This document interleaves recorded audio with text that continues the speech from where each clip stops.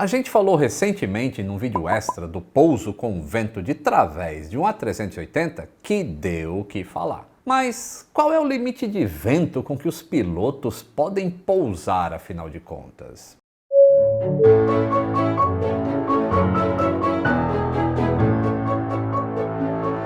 Saudações aeronáuticas, tudo bem com vocês?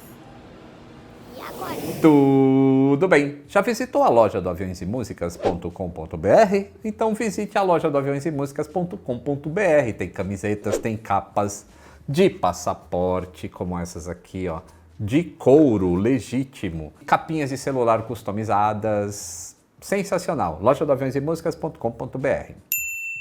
Vocês vivem falando que não tem música no canal Aviões e Músicas, né? Então, ó, deixa eu dar uma dica para vocês aqui. Ouçam Texas, Let's Work It Out. Tá em uma das minhas playlists e pronto, para esse vídeo, essa música. Nas últimas semanas, um casal de tempestades, a Ciara e o Dennis, ou Chiara, trouxeram chuva e ventos fortes para parte da Europa, em especial no Reino Unido. E não faltaram filmagens espetaculares de pousos com ventos de través, arremetidas e até rejected landings. É quando o avião chega a pousar, mas a tripulação decide que é mais seguro decolar de novo. Tudo isso parece muito espetacular, e é claro que a imprensa não iria perder a chance de usar umas manchetes bem sensacionalistas como essa, ou ainda essa.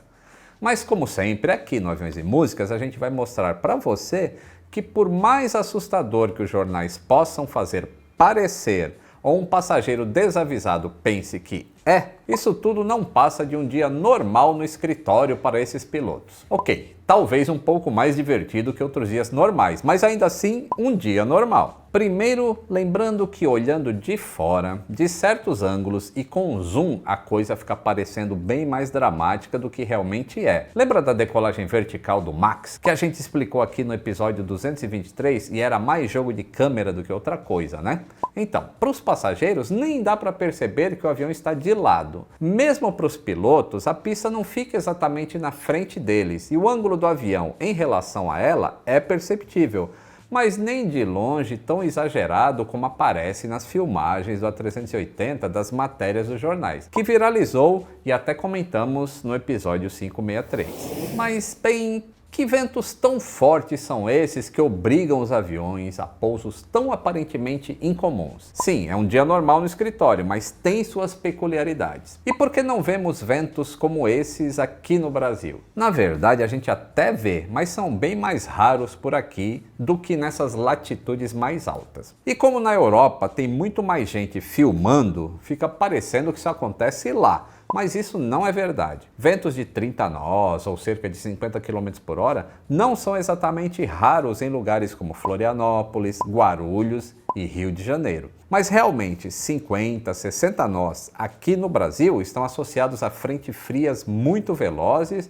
ou nuvem de tempestades. E aí, como são eventos curtos, os aeroportos acabam fechando temporariamente ou se ficam abertos, mal dá tempo de alguém filmar o que está acontecendo. Só aparece no jornal é o estrago depois mesmo. Já o que aconteceu essa semana na Europa está associado a sistemas meteorológicos muito maiores e mais duradouros. E você não pode parar uma cidade que recebe 3.000 voos por dia como Londres só por causa de um ventinho acima da média, né? Então, explicado isso, vamos entender os limites em que é seguro operar um avião nessa condição. Então, embora os jornais falem em pouso arriscado ou pilotos corajosos, tudo o que vocês viram na imprensa essa semana estava totalmente coberto pela legalidade e pelo preparo dessas tripulações. Primeiro conceito importante: aproximação estabilizada. Embora pareça que esses aviões são de papel em meio a esses ventos, eles estão cumprindo parâmetros bastante estreitos, rígidos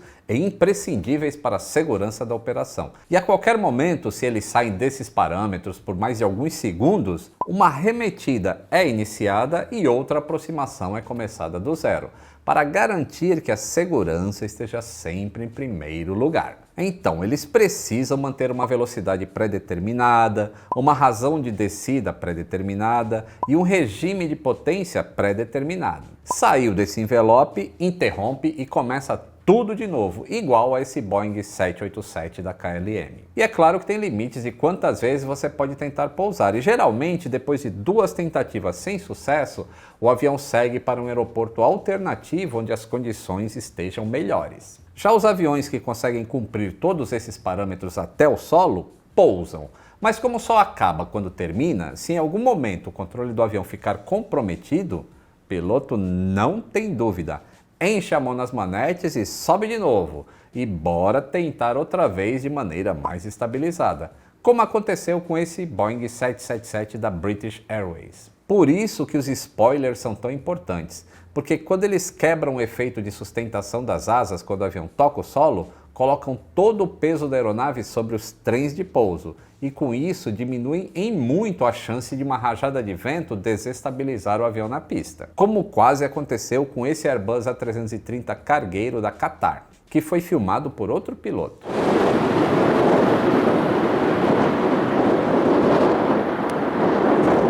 Mas a estrela da semana foram os pousos com ventos de través, ou seja, ventos que não estão alinhados com a pista e fazem parecer que o avião está voando de lado. Como tudo é uma questão de componentes de movimento, para o avião seguir uma determinada direção, enquanto o vento tenta empurrá-lo para a outra direção, ele acaba ficando um pouquinho de lado ou em ângulo. E com isso, a somatória do movimento fica na direção que o avião precisa ir. É algo natural e os pilotos fazem isso quase sem esforço. Já está na memória muscular do cérebro deles. Mas na hora de pousar propriamente, aí é preciso um bocado de técnica.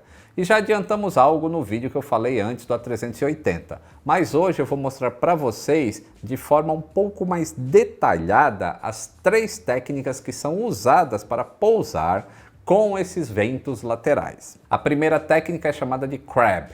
Isso, vem de caranguejo mesmo. Ela nada mais é do que a continuação daquele movimento natural que a gente já falou, que você vem voando meio de ladinho, de ângulo. Mas ela não serve nem para todo avião, nem para toda condição de pista.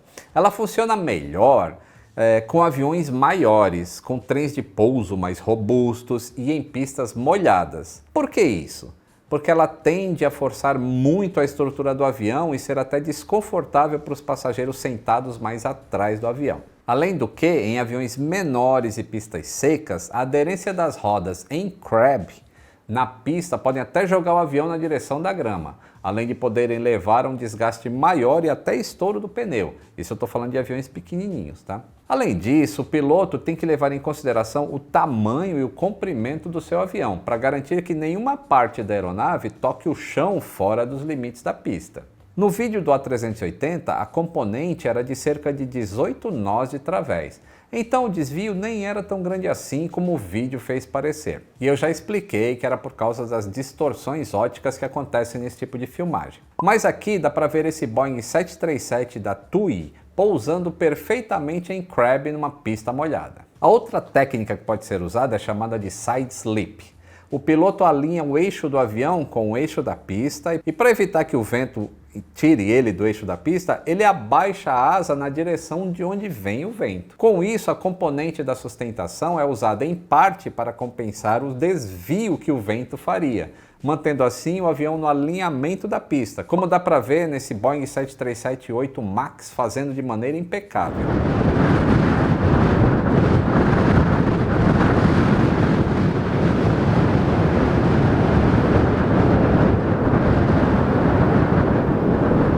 Mas embora essa seja a técnica mais correta para aviões menores, para os jatos de passageiros ela só funciona com ventos mais fracos, abaixo de 25 nós, porque a possibilidade de você tocar um motor ou até a ponta da asa no chão, como aconteceu com esse Boeing 747-8 cargueiro, aumenta muito.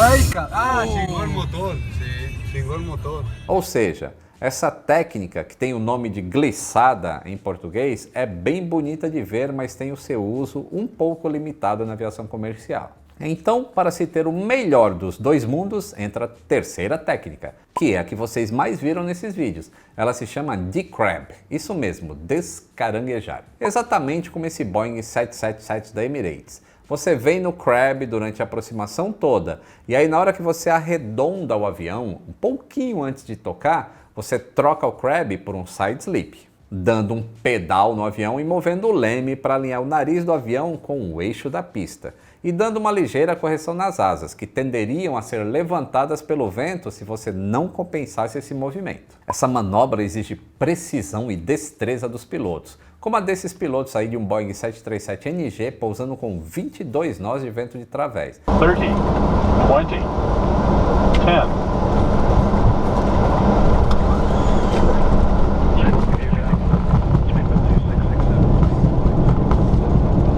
Mas dessa maneira o avião toca alinhado com a pista e pronto para responder ao vento, ao mesmo tempo que não expõe a estrutura ao risco de bater no chão uma ponta de asa ou um motor. E ainda fica mais confortável, tanto para os pilotos quanto para os passageiros sentados lá atrás do avião. Ela é perfeita para aviões de todos os tamanhos em pista seca. E só com ventos muito fortes ela precisa ser mesclada com um pouco de crab. Mas afinal, qual é o limite de vento que esses aviões e pilotos usam? Bem, todo fabricante tem um valor demonstrado de vento, ou seja, é o máximo componente de través que os pilotos de teste encontraram durante a certificação do avião. Num Cessna 152 são apenas 12 nós, bem menos que nesse dia aqui. Já no Boeing 787 são 35 nós, como vemos nesse voo de teste na Islândia. Mas isso são os ventos máximos demonstrados, não os ventos máximos que esses aviões conseguem enfrentar. Então, cada operador, ou seja, o aeroclube que aluga ou usa o Cessna para instrução, ou a companhia aérea que opera aquele Boeing 787, vai estabelecer os seus próprios limites. Por exemplo, o aeroclube pode escolher 12 nós para um aluno, mais 20 nós para um instrutor, por exemplo, como a gente vê nessa filmagem de um ângulo que mostra bem como é feito um side slip. As you can see here, I get blown to the right after landing. Já as linhas aéreas também têm limites diferentes dependendo de quem está voando. Geralmente, os copilotos têm limites de cerca de 15 nós e os comandantes o limite do avião. Esses limites têm mais a ver com o valor do seguro que está cobrindo aquele avião do que com a capacidade técnica dos pilotos, porque todos eles treinam ventos bem acima disso no simulador. Mas um valor aí típico num jato de grande porte fica na casa de 35 a 40 nós de través. 40 nós são quase 80 km por hora de vento, hein? Lembrando que isso é o componente de través. Então, se o vento não estiver exatamente a 90 graus com o eixo da pista, na prática ele pode ser até bem mais forte e ainda assim permitir a operação. Mas tem uma última pergunta que tem muita gente fazendo. Esses pousos, com esses ventos, são sempre feitos manualmente? Sim, mesmo os melhores pilotos automáticos de hoje em dia não dão conta de pousar com mais do que uns 25 nós de vento de través. E os pousos automáticos são usados geralmente em operações de baixa visibilidade, como esse Airbus A320i, e onde tem nevoeiro geralmente não tem vento. Então essa limitação não chega a ser um problema. 50, 40, 30, 20, 10. Retard, retard, retard. A não ser para aqueles que acham que a profissão de piloto vai acabar semana que vem. Tem muito chão e muita tempestade pela frente, que só nós, humanos, conseguimos lidar com eficiência e segurança. Tá legal? Gostaram de saber todos esses detalhes sobre vento de través? Na próxima vez que isso sair na imprensa que o avião, ai meu Deus, dá um pouso muito perigoso, vocês vão lembrar desse vídeo? Compartilhe com o seu amigo, se inscreva no canal se você não é inscrito, deixe o like se você gostou, um grande abraço e até o próximo voo!